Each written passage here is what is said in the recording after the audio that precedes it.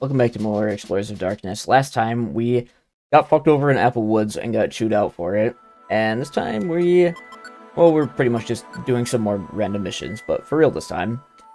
Anyway, I know that last episode ended pretty abruptly, talking about the whole swap shop thing, but continuing from where I left off there, the swap shop is different in this game compared to Sky, that being it is 10 times worse, and you might as well just not worry about it, because a lot of Pokemon in the game don't have any swap items. The few that do, usually they're not very good, I don't think. A lot of the effects are just copy-pasted. It's just like plus 10 to a stat, or like, you know, like one of your type weaknesses, you just like heal from damage taken from those moves, which is good.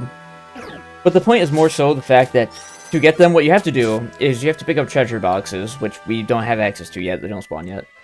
You gotta get treasure boxes, and inside those treasure boxes, you'll just get a random Pokemon's exclusive item, assuming you get an exclusive item. And I believe there are 3-star ratings of exclusive items, like 1, 2, and 3 stars. What you have to do is, if you want to get, like, the max rank exclusive item for a species, right? Let's just say Torchic here, right? You'd have to get both of its 1-star items. Then you would have to take those and go to the swap shop and spend the little amount of money. The money that you have to spend is, like, pretty much irrelevant because it's so low. You'd have to spend a little amount of money to trade in both of those items to get the 2-star item, I believe. And then I believe you would need to get both of the 1-star items again, and then take both of your 1-star items and your 2-star item and trade in both of those to get the 3-star item. I think that's how it works in this game. I feel like that mechanic still might be there in Sky. I don't remember how much of the, did not need to catch that gummy, man. Come on now. What I get for not remembering to equip my held items. Fuck this game, by the way. No, don't fuck this game. What was I saying? Yeah, you don't have to worry really about any of that trading shit. Well, you kind of have to worry about the trading shit in Sky, but you don't have to worry about, like, getting duplicate, exclusive items over and over. You can keep trading them in and tearing them up. It's like, a lot of the Pokemon will only have a single, like, 3-star, like, you know, swap item, and in Sky, the requirements would be, like, if you want to get this, just take any 3 or, like, any 5 swap items and just trade those in. And it's so much easier. And also now, like, literally every single Pokemon in the entire game benefits from it. But that's not the case in this game. Plus, special defense is nice. But no, we're probably not going to be worrying about it very much, unless we get really lucky and happen upon several, like, swap items.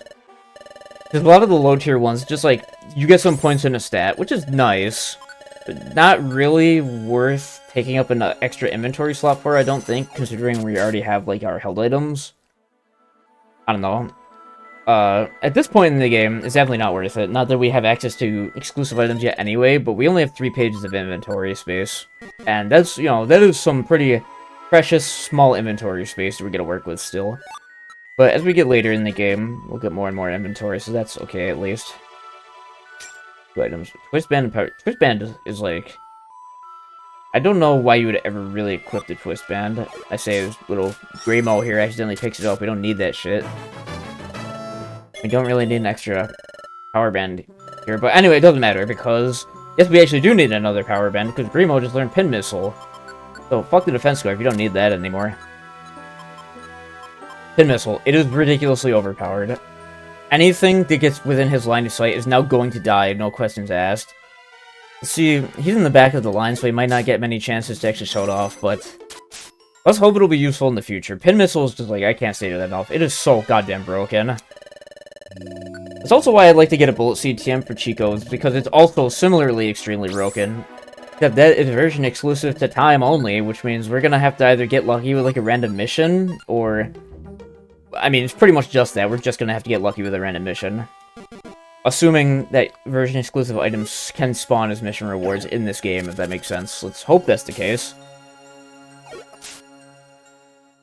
We're getting put to sleep here, and it really doesn't matter, because even in this dungeon, we're already more than strong enough to just, like, destroy anything. You do scale up pretty fast in this game, I suppose, on the...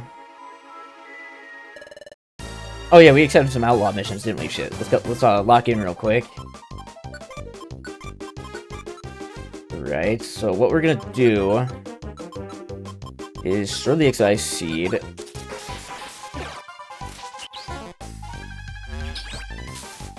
Okay, now we gotta disable that. Turn off exclusive move user to ensure that he can actually hit them. And then let Dream out here get line of sight, and then start attacking. Not pin missile here. What are you doing? Wrong move. Go try that. I'm assuming, yeah, this outlaw is a female because we're on an even-numbered floor, so it's just dodging all of her attacks. But hopefully it should die any second now. Yep, there it goes. You see, if I had just, like... This is why controlling your AI and determining your positioning is so important in this game. If we had just stayed in our base, like, little configuration there, and I just kept trying to hit it without throwing any items or really doing anything, I would probably die very quickly.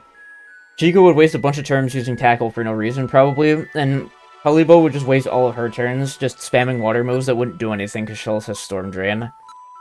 You really gotta understand how your Pokemon's moves work if you want to, like, be able to clear these early Outlaw missions. I was saying so much that early Outlaw missions are really hard, but I think we're already at the point where we can kind of start doing them. When I say early Outlaw missions, I do more so mean, like, if you just, as soon as you gain access to the Outlaw board, you start trying to do those missions, like, you're probably just gonna get your ass kicked, probably. What, was there an item back there? Sure.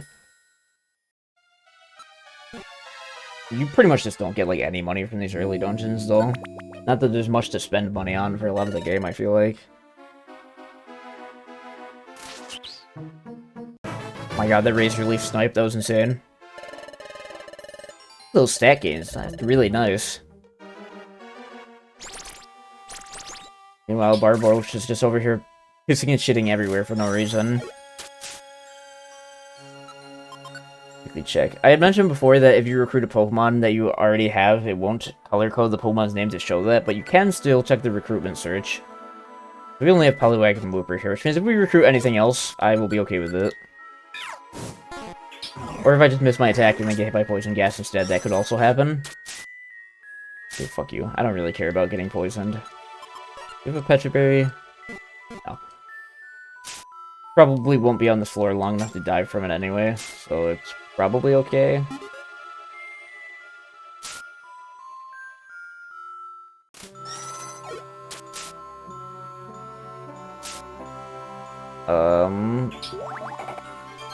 Oh, Polibo, you dummy. You can't just hit Wooper.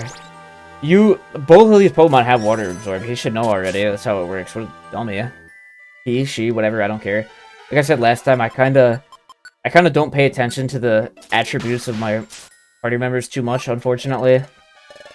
Whatever. Yeah, that's all the missions here. Let's get the fuck out. And I didn't really check the rewards. I just kind of checked I just took as many missions as I could for a single dungeon, so maybe we'll get something good. Maybe not. Graveler Rocks, that's pretty nice, although only 10 is not really enough to use them. But Graveler Rocks are just a straight upgrade to Geopebbles, and in the future when we get a stockpile, then we will just be replacing Geopebbles with Graveler Rocks. Payback, I'm definitely never using that shit. I don't even know how Payback works in this game. It's probably, if I had to assume, it's probably like a clone of like Pursuit or Counter, where you just like start auto-countering stuff, which... On the topic of moves that give you like the counter or mini counter status, they're very bad because if you use counter on yourself, right, if the enemy attacks into you and gets, like, they take that counter recoil damage, and then they die from it, you actually don't get any XP from it because it technically was not your attack that killed them. It was like a different source of damage, which means you just lose all the XP you would have gotten from fighting them. So yeah, giving yourself counter or mini counter status in this game is a bad idea. If you care about, like, getting XP, if you're a really high level or you, like, don't care about getting any more EXP because you're, like, level 100 or something, you're still pretty good to just use counter moves if you want. Although, if you're level 100, you should easily be able to just curb stomp every enemy in the entire game. Except for, like, in Zero Isle North or something like that, but that's not for, like, you know, that's not for a long-ass time, so I'm not gonna really get into that. Anyway, you know what? I smell something suspicious. I think it might be time for more sentry duty today. Am I right? God damn it. Okay, well, time... I do believe, actually, this is the final Sentry Duty segment in the entire game. Funny enough. There's like 3 Sentry Duty sequences you do, and that's it. And then I think I also mentioned before in the post-game you're allowed to replay Sentry Duty if you want. But whatever, we'll just skip through this real quick and I'll catch you when it's all done. Alright, Sentry Duty complete. See what we got. I expect middling rewards, like the second time we did Sentry Duty. Although, you know, any rewards are better than no rewards. For the most part. We are gonna have to worry about storage space eventually, but probably not in a while. But hey, look, we beat the high score for Sentry Duty, wow. This is the same guy who just yesterday was talking shit to us and telling us that we should give up, by the way, but he's glad that we can recognize feet. Fucker. Catch a scarf, that's not good. Survivor seed. And a heal seed? Excellent. I'll take it. I mean, there's some nice items and a Pecha Scarf. Pecha Scarf is not very good at all. Because, like, it makes you immune to poison, which is, like, nice and all, I guess. If poison were actually that worrying of a status, but, like... There are a lot of Pecha Berries and heal seeds throughout the game you can just use, and going to the next floor just gets rid of the poison. And poison damage doesn't, like... You take only a small amount of damage, and only every, like, handful of steps, so it's really not that big a deal. The worst part about poison, mostly, is the fact that you just don't naturally regen HP when poisoned. Like, that part definitely can suck. But, no, Pecha Scarf is not. Unless you have, like, literally no other items to hold because you just started the game and you got one super early, like, there's pretty much no reason to ever hold a Pecha Scarf. Right, more missions, yeah. Let's go see if there are any good jobs, and then once we get some good missions to go on and we're all equipped, we will head over to the dungeon. I had to refresh the board 1 or 2 times because all the missions there were really bad. But we found some interesting ones here. I'm not super confident we're going to be able to do them very well because we are actually taking, you can see, 2 outlaw missions back to back, pretty late in the dungeon as well. So this is definitely going to be tough. I had to prepare pretty well for this. First of all, let's definitely not forget to gear everyone up real quick. I brought some gummies. Go, Grimo. Still no IQ skills. My god, you really gotta wait forever to get these, and I guess I'll just give this to myself. Status checker, wow. I don't even need status checker, because that's only, like, an AI skill. It doesn't do anything for the player. Great. Whatever. Anyway, okay. Yeah, okay, well, what other missions are there? Well, the other 2 missions we have, we don't know what floors they're on. So we're just gonna have to find out. Pink gummy. I think that's the poison-type gummy. Is means Grimo can have that one. Still no IQ, my god. No stats either. I can live with no IQ skills. I mean, I'd really like them. But if I can at least get a bunch of stats from eating the gummies, I would really appreciate that. But that's not happening either, and it's making me sad. Anyway, in the meantime, while we're in this dungeon, we will just... We didn't recruit anything while we were here last time, so... Hopefully that will change this time, and we can add some new members to the team.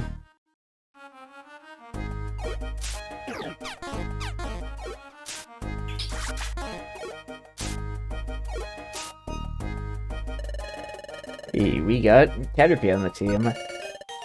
No one really cares because it's just Caterpie. Okay, no, that's rude. Caterpie's at least cute. At least it's not like a rescue team where I'm pretty sure Caterpie is one of the, like, impossible to recruit Pokemon because it's just, like, super rare in a late game dungeon. We got a yellow gummy for Polybo. Still no skills, damn. Just keep moving. Oh, never mind, actually, we even got an Oddish, too. Oh, I fucking love Oddish. Name him, getting in this one. Let's name him, Bippo. Oh, that's a fucking hard as fuck nickname that goes so hard. Never really gonna use him, more likely than not, but do quite like Oddish. Anyway, let's actually move on.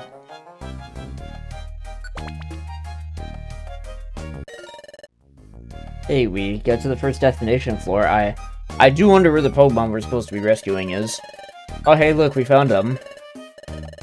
There's a lot of time on my part, I'm not complaining. It is always funny when you spawn, like, right next to the mission client, or, like, literally on top of the stairs. Yeah, and look, there's the stairs right there. How convenient is that? And here's our next destination floor. What are we even looking for here? Beedrill. I guess Beedrill, I think he can move on water, although there's not enough water in this dungeon for that to be a problem. Oh, well, see, it doesn't matter anyway, because he's right there. And there's a red gummy, just for me. Gummers. Wait, Beedrill found, which means... Well, we gotta go through floor 9 first, and then we'll be on to a gauntlet of 2 outlaw battles, and they could get really messy if we're unlucky. Let's just hope that is not the case. Oh, Kakuna. Sure. So, something about recruiting in this game, we can't show it yet, but unlike in Rescue Team, you can actually recruit evolved Pokemon. There's like a very small handful of evolved Pokemon you could recruit in Rescue Team. I say you can't recruit as in, like, in Rescue Team you had to get a earlier Evo stage of that Pokemon and then evolve it manually. You couldn't just recruit it as an evolved form. And they did change that in Explorers, although you typically need a bunch of recruit bonuses that we don't have yet to recruit the evolved mons, like Beedrill here, or like Exeggutor. And it means way less grinding later on in the game. You don't have to, like, go to the dojo and get a billion Joy Seeds to level up your Pokemon over and over, which is good. There's still a handful of Pokemon that can only be obtained through evolution in this game because they simply don't spawn in dungeons where... They don't spawn in any dungeons where recruiting is enabled. I believe Porygon Z is an example of that. It spawns in Temporal Tower, but you can't recruit in that dungeon. And it doesn't spawn in any other dungeons where recruiting is actually allowed. So you are not allowed to get it without just evolving a Porygon first. Actually, I'm gonna take this. You know, I'll swap this for just an apple, sure. Alright, time for some outlaw battles. Depending on the positioning of where everybody spawns and where the outlaw is and what else is in the room, it could be bad, could be easy. Oh, this is pretty much, like, almost perfect, really. Disable that. Disable that. And... I only brought 1 Sleep Seed. Let's just start hitting into him and see what happens. I don't know what level this Kabuto is going to be, and I don't know what kind of moves he can have, but... Hopefully it's nothing too crazy that just murders me outright. Yeah, he definitely hits pretty hard, even after an attack drop, but... They just keep hitting him like... If they just keep hitting him like that, yeah, there we go, he's down. Not too bad. Gonna have to heal up a little bit before we move on to the next floor. Oh, what the hell? I think I'm gonna have to put this down real quick and then... Yeah, it only triggers the mission complete text if you actually pick it up. Like, if you swap it into your inventory, I guess it doesn't count. That's kind of funny. Okay, let's just skedaddle on over to the stairs. That's right, I just said skedaddle. Head over to the stairs and try to find our next outlaw, which if I remember correctly, I believe is a Shellos. Nidorino. That could be tough. Nidorino is a tough early Pokemon, I feel like. Let's use this right now and find the stairs. Why not?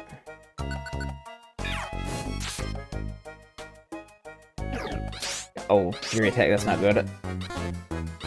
Okay, fortunately, most of that missed, so we don't gotta worry. Move on here, heal up a little bit. Attack that Perish for no reason. Oh yeah, and as you can see, I put rocks in the inventory over Geo Pebbles, because I guess we had 30 Graveler rocks. Impressive. Alright, let's go and see what happens. Yeah. Quickly. Leave Razor Leaf enabled. That's all good. I'll throw a Sleep Seed real quick and hope it doesn't miss. Okay. Let's... What the fuck are you hitting with Pin Missile? Okay, thanks for getting that Kakuna over there, Grimo. Don't know what we would do without you. Anyway, let's give him an opening to attack into, Nidorino here. Yeah, there we go. Hit him with Pin Missile. Miss him with Pin Missile. Better than nothing, really.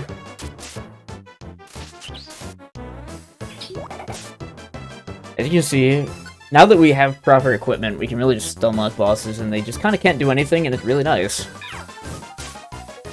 Fucking owned. Before, oh, I didn't want to pick that up right away. I wanted to look at what other items were in the room. But that's all the missions we have here. So fuck it, let's just get out of here. I don't really care what other items there are. Probably just more apples. As, you know, the name of the dungeon implies, Apple Woods. There are a lot of apples that spawn in the dungeon, which means it can be nice to go back to Apple Woods if you ever need, like, a food restock. There's a similar dungeon you can unlock later called Oran Forest, which basically allows you to just, like, restock on Oran berries because a bunch of them spawn there. Although it's a very short and easy dungeon for how late in the game you get it. You have to get to, like, chapter 10 in the story. Chapter 10 out of 20, by the way. All those explorer points we're getting, we haven't even ranked up again from it. What the fuck?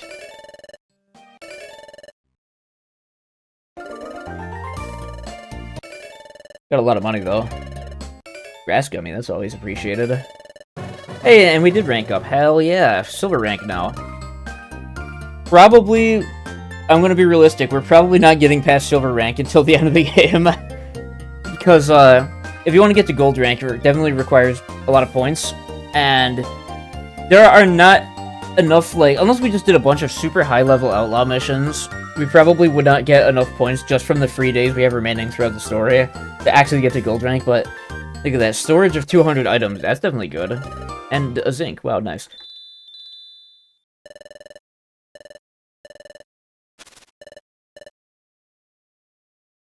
What the fuck? Cheddar is making us say grace. Oh, what a piece of shit. Oh, no. I just remember this funny, like, crowd sound effect they use in this cutscene. This weird, like, descending little squeaking noise. It's so funny to me. This is an outrage. This is bullshit.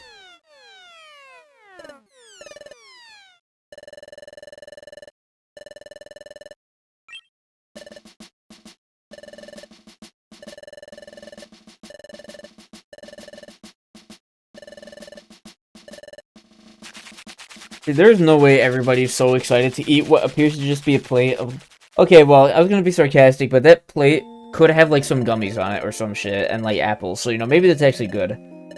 Although, I gotta admit, I'm not a huge fan of eating apples in real life. I suppose I like artificial apple products, but I'm not a big fan of just straight apples, I don't think. Not even artificial apple products, you know, I'll fuck up an apple pie, but I don't really see myself just eating a whole apple and just chewing into it.